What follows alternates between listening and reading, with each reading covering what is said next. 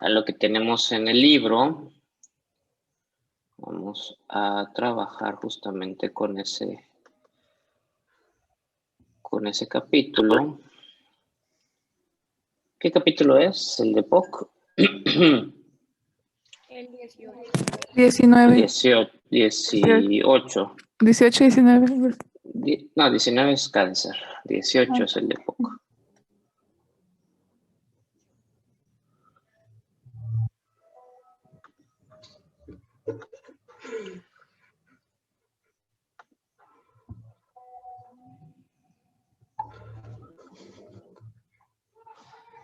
Ok, entonces...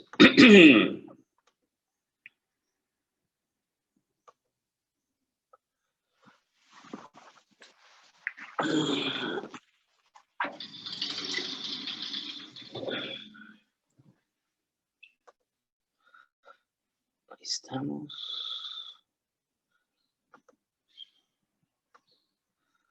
Records 45. Ok, entonces este es su libro.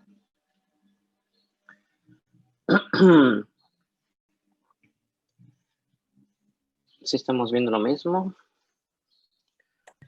Sí, doctor. Cerrar. Sí, ahí está, ya estando con el libro cargado. Todo esto, pues la verdad es que no tiene mayor ciencia. La fisiopatología, que eso es cosa muerta. Cuadro clínico básicamente es disnea, que es el síntoma cardinal. El diagnóstico se establece a través de la obstrucción con menos de 70%, con un patrón que no demuestra reversibilidad. Y esta es la parte que nos interesa, la estratificación. Nos vamos a ir a este cuadrito que ya lo revisamos con anterioridad en la presentación que yo les puse. Aquí, por favor, si no mal recuerdo, deben de ponerle signo más. ¿Dónde están los anotaciones? Aquí está. Este de acá. Pero aquí acuérdense que debe de ser cat mayor a 10.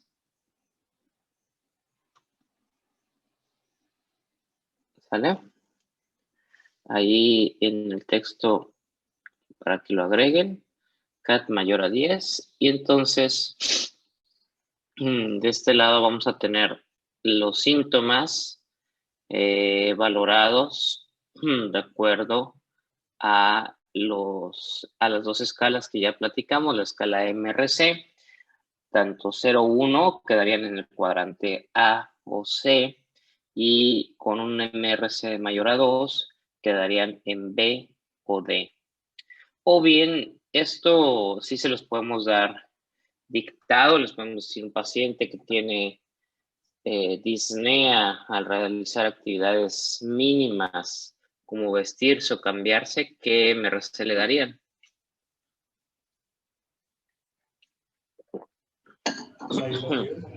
4. 4. No puede ser mayor a 10 porque esa es otra escala. Solamente disnea con síntomas actividades mínimas sería un MRC 4. Entonces, ubicaríamos en D o en B. Necesitaríamos entonces saber qué grado de exacerbaciones ha tenido. Si han sido exacerbaciones que no ameritan hospital, si es una, quedaría entonces en este cuadrante, en el B. Pero si ha tenido 2 exacerbaciones que no ameritan hospital, ya quedaría en el D. Serían exacerbaciones menores. Ahora, si yo les digo que ha tenido una exacerbación que ameritó manejo en el hospital, ¿en dónde lo ponen? ¿En D, C o A o B. A o B. El En D. el D. Pero nada más le estoy diciendo que merito hospitalización. No les estoy dando ningún otro parámetro más. Solo hospitalización. Entre C y D, así es. Entre C y D. Ahora, si yo les digo que tiene un CAT de 3 puntos, ¿dónde lo dejan? C. En el C, así es. Entonces, para que ustedes lo puedan ubicar, siempre van a tener que dejarle, van a tener que tener dos variables. Si les dan una variable, solamente pueden discriminar entre dos cuadrantes, ya sea verticales u horizontales. Con una sola variable es imposible darle un solo valor de letra. Necesitan a fuerza función pulmonar, medido por espirometría, necesitan síntomas con estos dos, o bien, si les dan los tres, pues ya lo clasificarían de acuerdo a donde queda. Pero eso sí es importantísimo que no les quede duda. Este cuadrito es algo de lo mismo, parecido. Es como lo que acabamos de ver hace rato. Es poner en contexto las tres clasificaciones: espirometría, exacerbaciones y síntomas, y cómo van a estar categorizados en grado A, grado B, grado C o grado D. Por ejemplo, aquí les ponen solamente exacerbaciones mayores, perdón, exacerbaciones menores que no requieren manejo en hospital. 2 exacerbaciones más síntomas. Aquí como el ejemplo que yo les puse. Un MRC, perdón, un CAT de menos de 10, por eso queda en C. Pero si es un CAT de más de 10, aquí quedaría más. Aquí no es menos, aquí otra vez se vuelven a equivocar. Un CAT de más de 10 quedaría arriba en el cuadrante superior en el D. O también quedaría en el D si tiene, como dice acá, un MRC de más de 2. Aquí el único error es este. Más de 10. Debe ser su CATS. Y viene aquí otra clasificación que ya está también, es viejita porque ya se hizo la actualización. Esta sí de plano no la toman en cuenta. Vamos a ponerle ya. Esta es una clasificación bastante, es basada en la anterior, pero es una adaptación mexicana y ya se hizo la nueva actualización, que en esta nos tocó participar justamente en esta parte. En el 2019, hace un año justamente, estaba haciendo el lanzamiento de la guía mexicana. Entonces esta ya no le harán tanto caso. Y bueno, les menciona un score que ha tomado gran relevancia en los últimos años, que es el score de Bode. Como dice acá, es una valoración multisistémica, pronóstica de la EPOC. Y el BODE viene del acrónimo del inglés de las siglas de B de body, que es el índice de masa corporal, O de obstrucción, D de disnea y E de ejercicio. Y entonces con este puntaje de BODE, déjenme buscarlos por acá para que lo veamos. Vean la tablita y les haga un poquito más de juego.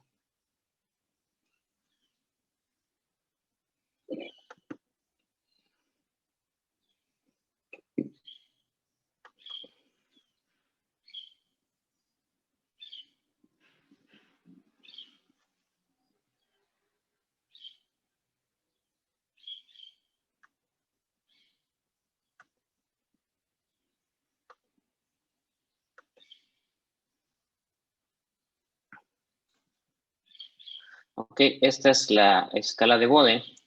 donde lo que vamos a observar, les decía, es un puntaje basado en categorías. Es una categorización multisistémica, donde vemos el valor de FEB1 conforme va avanzando en la escala, está más obstruido. La distancia que recorre en metros va disminuyendo y es más puntaje. La escala de disnea de MRC también va aumentando en cuanto a mayor disnea, mayor puntaje, y el índice de masa corporal. Los pacientes que tienen pérdida o sarcopenia, pues tienen mayor puntaje, 2 puntos. Entonces, lo que se hace es una escala, o vas sacando los puntos y terminas haciendo una escala pronóstica de la enfermedad, donde vas viendo entre más puntaje de Bode, por ejemplo, aquí te dice, si tiene un puntaje de 5 a 6 puntos, está muy grave, o al final de la vida si ya son 7 puntos. Entonces, es una escala bastante usada, incluso se está usando hasta para trasplante pulmonar. Aquellos que tienen ahorita un Bode de 6, ya van para trasplante de pulmón. Y ha resultado tan efectiva esta escala que se está usando ya no solamente para EPOC, sino que se está llevando prácticamente todas las enfermedades pulmonares. Aquí hay un cuadrito clínico bastante útil para diferenciar las enfermedades, el EPOC y el asma, que era justamente lo que les decía ayer, que hubiera congruencia en sus trabajos. Porque, por ejemplo, no me van a poner un caso clínico de una persona que tiene asma, pero que tiene EPOC a los 5 años de la vida, porque pues eso prácticamente por exposición es imposible.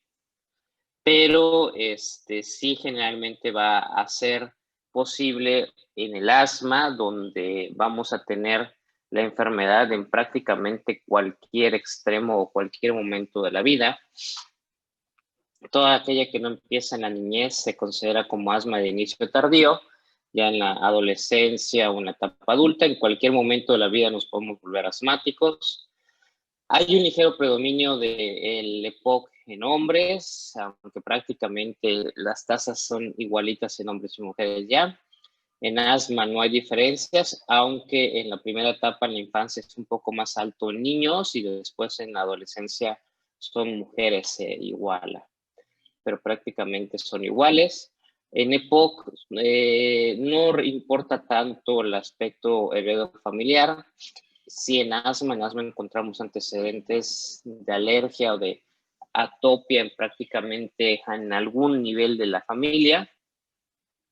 En relación al tabaquismo, pues esto es quizás lo más frecuente. En el asma suele ser un factor que también lo llegamos a ver, aunque no va a detonar propiamente la enfermedad.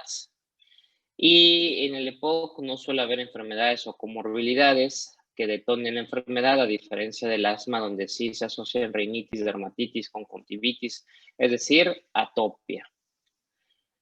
Variabilidad de los síntomas, es lo que yo les digo, o sea, el paciente de EPOC todos los días es sintomático, en el asmático es muy variable, hay días excelentes, o semanas o meses incluso, y de la nada pueden tener síntomas o recaídas. La variabilidad en las pruebas de función respiratoria medidas por el flujo máximo o por espirometría en los pacientes de EPOC en un mismo día es muy poca, en el asma es muy variable. En el EPOC la prueba con broncodilatador es negativa, en el asma suele ser siempre positiva, y la respuesta con glucocorticoides en los pacientes de EPOC suele ser mínima o muy poquita, y en el asma pues es la piedra angular del tratamiento. Entonces, esta tablita les ayuda muchísimo para hacer el diagnóstico diferencial. Aquí les marca 7 puntos clásicos de las imágenes radiográficas. Ya basta, por favor, de decirles a los pacientes, es que usted fumó o usted tiene humo en sus pulmones. Eso cada vez, se los juro, cada vez que me llega un paciente y me dice que el médico le dijo que tiene humo en los pulmones, mi vesícula se retuerce. No lo puedo creer que los médicos digamos esa barbaridad, que tenemos humo en los pulmones. Eso es totalmente falso, no existe. Entonces, por favor, si ustedes van a hacer referencia a que existen cambios asociados a biomasa o cambios asociados a tabaquismo, pues deben de explicarle a sus pacientes los datos que aquí están muy bien plasmados, 7 datos clásicos en una radiografía, pero ya no les digan a los pacientes porque eso nunca se los logro quitar. O sea, los puede ver el mejor pulmonólogo del mundo, el mejor neumólogo, pero ya como el médico de farmacias similares dijo que tiene humo, ya esa connotación cultural ya no la podemos eliminar. Entonces, evítenlo, por favor, decirles que tienen humo en los pulmones. Yo sí les digo, cada vez que un paciente me dice, es que el doctor me dijo, yo le digo, pues yo creo que el doctor tiene humo, pero en el cerebro. Porque eso es falso, pues, es un error muy malo que lo hacemos como médico. Muy bien, y finalmente, bueno, ya las herramientas diagnósticas más exactas, donde no queda lugar a dudas, es la tomografía, donde podemos ver los diferentes grados o tipos de enfisema. El que más se asocia al enfisema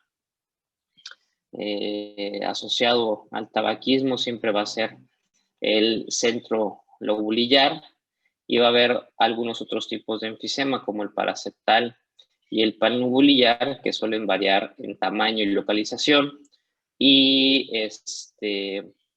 algunos de ellos se pueden asociar. Sin embargo, el diagnóstico por tomografía es mucho más exacto que por teletórax. Por lo general, siempre les pedimos tomografía a los pacientes. Siempre, una vez que se hace el diagnóstico de POC. No tanto para corroborarlo, porque ya hiciste el diagnóstico en base al historial, al factor de riesgo, ya hiciste el diagnóstico en base a espirometría. ¿Y por qué creen que le pediríamos una tomografía a un paciente si ya está tan solventado el diagnóstico? ¿Cuál sería la justificación de pedirle una tomografía?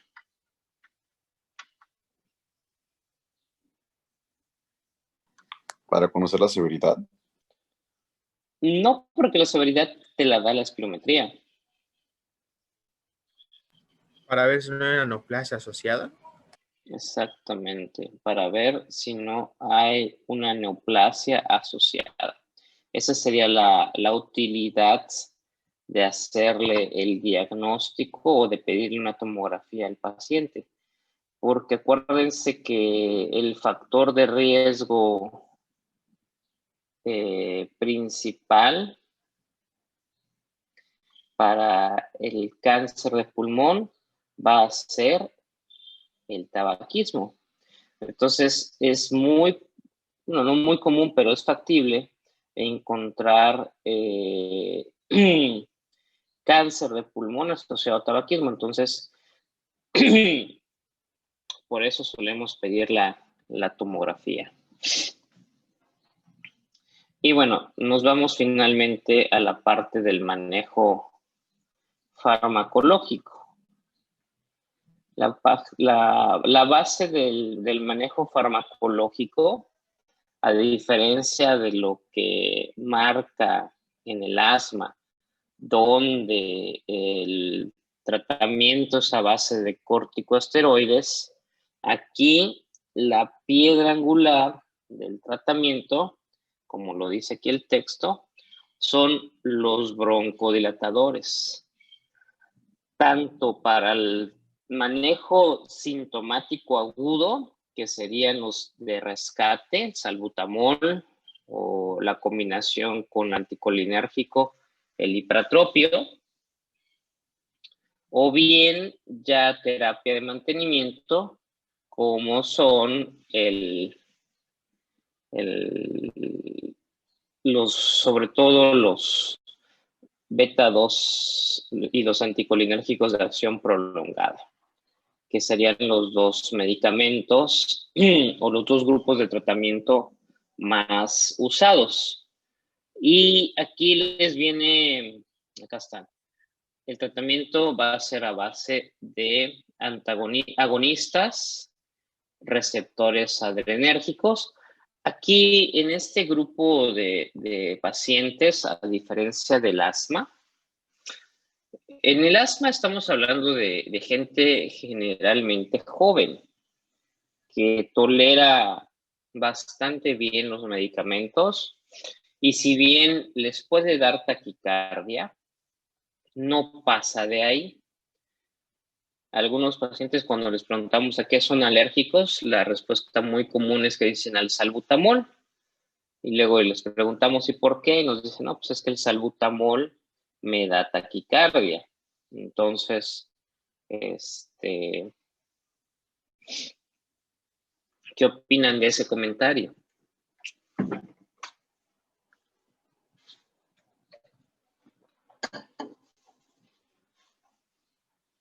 ¿Qué piensan del que un paciente les diga que les da taquicardia cuando les dicen que les administran salbutamol?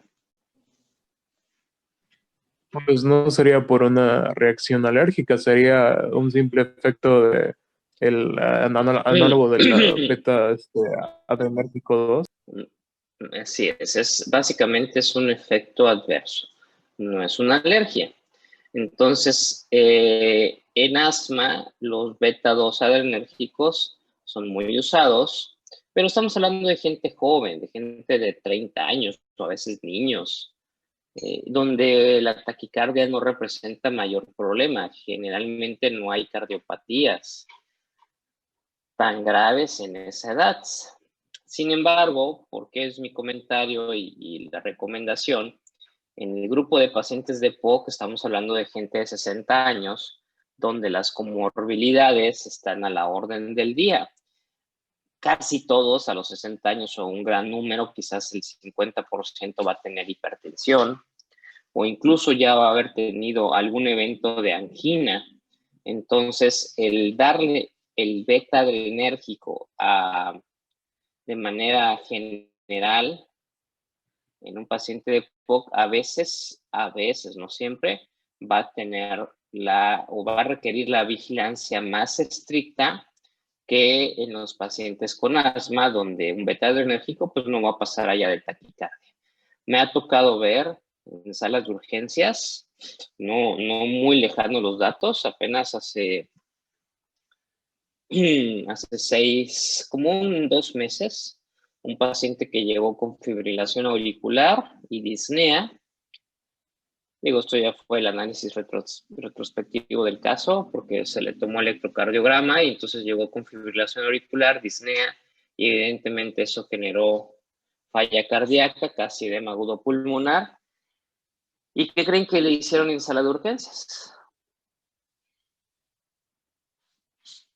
Como le faltaba el aire, ¿qué es lo primero que hacen cuando les falta el aire en una sala de urgencias? Oxigenoterapia. Administración de oxígeno. Pues eso sería la medida inicial, pero aquí fueron más allá, lo nebulizaron con beta 2 adrenérgico y entonces si ya llevaba fibrilación auricular, ¿qué creen que le pasó?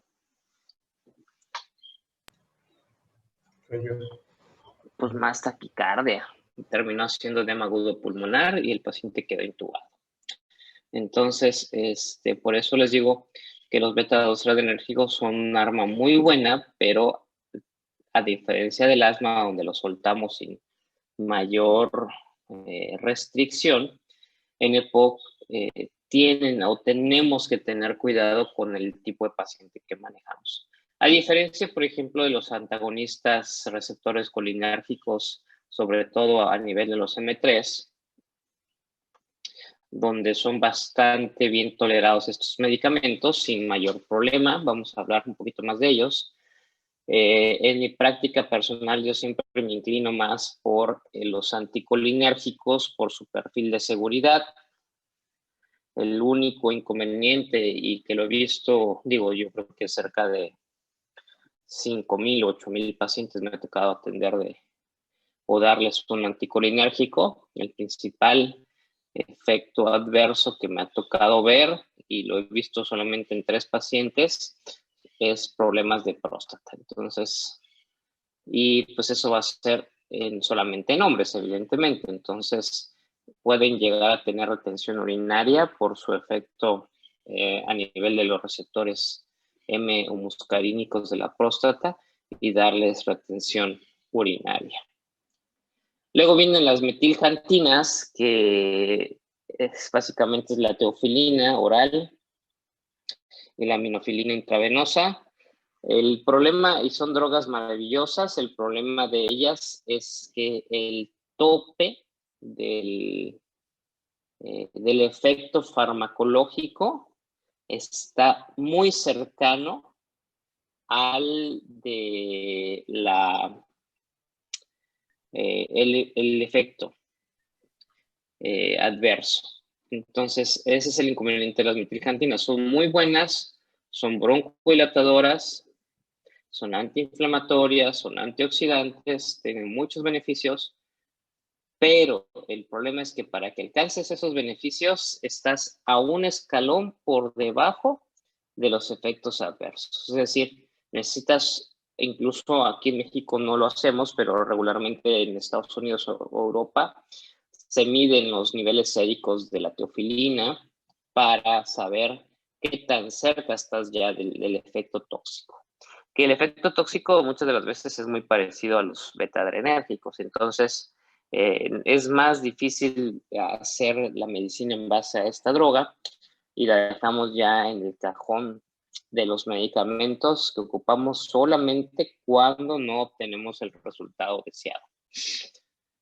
Y bueno, por su vida media se dividen los beta-2 y los anticolinérgicos como de acción corta, de acción prolongada o de acción ultra prolongada. Y lo que buscamos con el uso de esta terapia es sobre todo demostrar mejoría en el principal síntoma, en el síntoma cardinal de la enfermedad, que es la falta de aire, con mejoría en el flujo aéreo. ¿Y dónde vamos a medir la mejoría en el flujo aéreo? ¿Dónde creen que se pueda medir? Geometría. A través de espirometría. Y bueno, aquí ahorita en nuestro medio no tenemos pletismógrafo, pero si tuviéramos un pletismógrafo podríamos medir el estado de hiperinsuflación. Digo, esto ya son cuestiones un poquito más avanzadas, pero los pacientes con EPOC van a tener pulmones grandotes a expensas del volumen residual del pulmón. Entonces, el volumen residual del pulmón lo podemos medir, se puede medir a través de la capacidad residual en un estudio de pletismografía. Y bueno, esto va a generar tolerancia. Cuando mejoras la disnea y sobre todo mejoras el atrapamiento de aire, pues el paciente va a tener mejoría en el ejercicio y secundariamente en la calidad de vida. Y bueno, sobre los otros síntomas que no son tan graves como es la tos y la expectoración, los anticolinérgicos por su efecto a nivel de las glándulas con disminución de producción de moco va a ayudar muchísimo a que disminuya esa cantidad de producción de moco y por lo tanto va a disminuir el efecto de la tos. Entonces, de los diferentes broncodilatadores vamos a tener de los anticolinérgicos los de vida media corta, como por ejemplo el bromuro de ipratropio, y los de vida media larga tenemos el tiotropio, el glicopirronio y el aclidinio. Y los beta-2 adrenérgicos igual se van a dividir en acción corta, que por sus siglas se llaman SABA, y aquí tenemos el único realmente que tenemos aquí en nuestro medio es el salbutamol, La terbutalina es oral o la orciprenalina también es oral. No los ocupamos nosotros, los ocupan sobre todo la orciprenalina. ¿Quién la ocupa?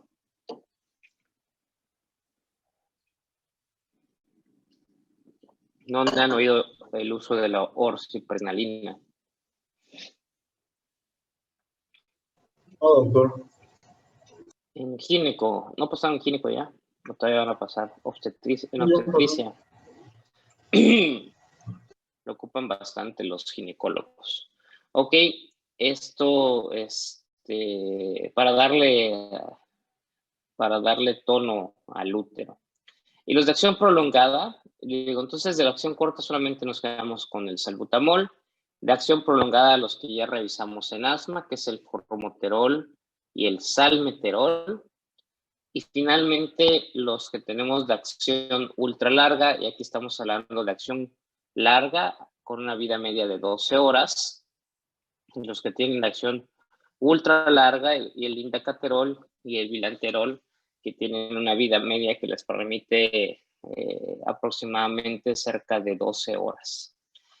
Y finalmente, lo que les decía, las metilfantinas, que es la teofilina y la minofilina, donde estos medicamentos van a tener un tope, son bastante buenos, sobre todo la minofilina en los broncoespasmos que no revierten y que requieren manejo en hospital, son excelentes medicamentos. Nada más que el inconveniente de este medicamento, como les digo, es el tope muy cercano a su efecto adverso. Y finalmente, la parte que ya revisamos, los esteroides, que van a ser sobre todo usados en los pacientes avanzados, en aquel grupo C y sobre todo en el grupo D. Aquí viene la tablita, más abajito, acá está. Si se fijan, ya no viene dosis pequeña, dosis moderada y dosis alta, entonces aquí nos vamos a una dosis que no debe rebasar estas cifras. Estas son los esteroides. Y no le hagan mucho caso ahí al antiinflamatorio, el roflumilast, que prácticamente ya ha caído en desuso, encuentra solamente su utilidad en unos pequeños casos. Entonces, hasta aquí vamos a dejarla para que mañana nos enfoquemos a este cuadro, que es el que me interesa, para que ustedes sepan qué le van a dar a los pacientes en base al grupo, si es un A, si es un B, si es un C o si es un D. Eso, lo que acabamos de ver, pues termina siendo el recuento de los pacientes o el recuento de las herramientas farmacológicas con las que contamos. Y mañana echen una revisadita si les da tiempo. Yo sé que van a tener otras actividades igual de importantes que mi clase. Pero si les da tiempo, si el perico los deja. ¿Dónde está el perico? Ahí está Génesis. Si el perico los deja avanzar en su lectura, o si leen con él, revisen un poquito del tratamiento, que sería para el día de mañana. Y entonces, el día lunes, 9 de la noche, va a hacer el examen. ¿Dudas? Dudas de la clase, no de sus tareas, ¿eh? Ya dijimos que de tareas, nada, cero. Mañana les doy el correo o les pongo el correo donde tienen que enviarme sus actividades para el día lunes. Ninguna duda. Perfecto. Gracias. Entonces, nos vemos mañana, muchachos. Gracias, doctor. Buen día. Hasta luego. Hasta luego, buen día. Buen día.